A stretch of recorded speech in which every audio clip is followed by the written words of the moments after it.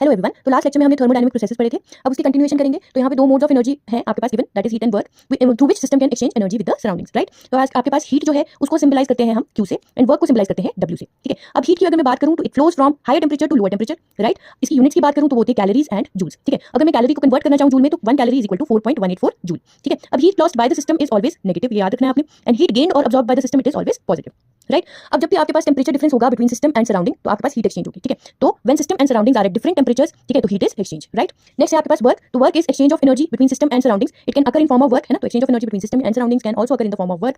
अब वर्क आपके पास मैकेनिकल हो सकता है, पीवी हो सकता है, इलेक्ट्रिकल हो सकता है, ग्रेविटेशनल हो सकता है। तो पीवी वर्क कौन सा हुआ? प्रेशर वॉल्यूम वर्क, है ना। इसी के नेक्स्ट आपके पास है zeroth law of thermodynamics, that is law of thermal equilibrium, ठीक है। अब इसको थोड़ा समझते हैं। तो अगर आपके पास दो बॉडीज हैं जो कि थर्मल इक्विलिब्रियम है विद द थर्ड बॉडी, ठीक है। दो बॉडीज कौन कौन सी हो सकती है? A body A and body B, they are in thermal equilibrium with body third body that is body C, है ना। तो B is in thermal equilibrium with C, A is also in thermal equilibrium with C. तो A and B जो आपके पास पहली दो bodies थी A and B, they will also be in thermal equilibrium with each other. तो A and B will also be in thermal equilibrium with each other. तो when two bodies are in thermal equilibrium with the third body, तो दो bodies कौन सी है? A and B, third body आप C मान लो, they in turn are also in thermal equilibrium with each other, ठीक है। तो आपने ये याद रखना है। यूटिलिटी क्या है इसकी? तो it is used as thermometer, है ना। तो आपके पास यूज ऑफ थर्मोमीटर है ना for comparing temperature of two और मोर सिस्टम्स, ठीक है। सपोज अगर आपने कंपेयर करना है temperature of A and B तो आपके पास सी जो है ना वो थर्मोमीटर का काम करेगा, ठीक है। एग्जांपल पकड़ो, if you want to compare temperature of two bodies A and B then thermometer can be considered as body C, ठीक है। याद रखना आपने, that is law of thermal equilibrium, zeroth law of thermodynamics, ठीक है। Next आपके पास है first law of thermodynamics. मैंने बोला था मैं बाद में पढ़ाऊंगी। तो आपके पास फर्स्ट लॉ ऑफ थर्मोडायनामिक्स क्या बोलता है? तो it is law of conservation of energy, है ना। वो था लॉ ऑफ थर्मल इक्विलिब्रियम, ये है law of conservation of energy. It states that energy can neither be created nor be destroyed but can be converted from one form to another, ठीक है। इसके अलावा कैसे लिख सकते हैं? Total energy of an isolated system must remain constant, however it may change from one form to another.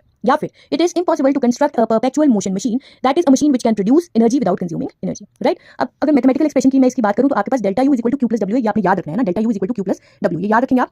इसमें क्या होता है? अब इसी के बेसिस पे आपके पास कुछ प्रोसेसेस मैंने डिस्कस करने हैं। तो these are your processes according to first law delta U is equal to Q plus W. अगर मैं साइक्लिक प्रोसेस की बात करूं तो साइक्लिक प्रोसेस मैंने आपके साथ डिस्कस किया था पिछले लेक्चर में कि इसके लिए जितने भी स्टेट फंक्शंस होंगे उनका अगर हमने change in value find out करना है तो वो जीरो होगा, है ना। तो आपको पता है यू इज इंटरनल एनर्जी और ये स्टेट फंक्शन है, तो change in U that is change in internal energy that is delta U will be equal to zero, क्योंकि स्टेट फंक्शन है साइक्लिक प्रोसेस के लिए सारे स्टेट फंक्शन का change in value is zero, right. अब अगर क्योंकि डेल्टा यू जीरो है तो delta U is equal to Q plus W according to first law. तो आपके पास क्या हो जाएगा? इसको हम जीरो कर देंगे, प्लस डब्ल्यू यहाँ जाके माइनस डब्ल्यू बन जाएगा, तो Q will be equal to minus W, right. अब for a process at constant volume, volume constant क्या होगा? वर्क का अगर हम पीवी वर्क लगाएं, फॉर्मूला लगाएं पीवी वर्क का that is P delta V, है ना। तो अगर हम डब्ल्यू जगह पी डेल्टा वी लिखें तो delta we is change in volume, है ना, आइसोकोरिक प्रोसेस, ठीक है। तो चेंज इन वॉल्यूम जीरो हो जाएगा, जीरो हो गया तो आपके पास वर्क भी जीरो हो गया, तो delta U will come out to be Q V that is heat at constant volume for process at constant volume that is isochoric process. Next is your isobaric process, है ना। Bar is a unit of pressure, तो वहां से आप याद रख सकते हो जो प्रेशर कांस्टेंट होता है तो उसको बोलते हैं आइसोबारिक प्रोसेस, राइट। तो delta U is equal to Q plus W. अब यहाँ पे पी कांस्टेंट है, पीवी वर्क अगर हम लगाएं तो पी कांस्टेंट है, delta U is equal to Q plus P delta V, ठीक है। अब delta U will be equal to Q P plus W, तो Q P is heat at constant pressure. अब एडियाबैटिक प्रोसेस में del Q will B zero, heat change is zero, क्योंकि power function है तो उसको हम डेल से represent करते हैं, है ना। Delta U is equal to Q plus W, क्योंकि डेल क्यू आपके पास जीरो है, चेंज इन हीट कुछ भी नहीं है ना, जीरो है, तो delta U will come out to be equal to W for adiabatic process. तो आपने ये याद रखना है। Thank you for watching.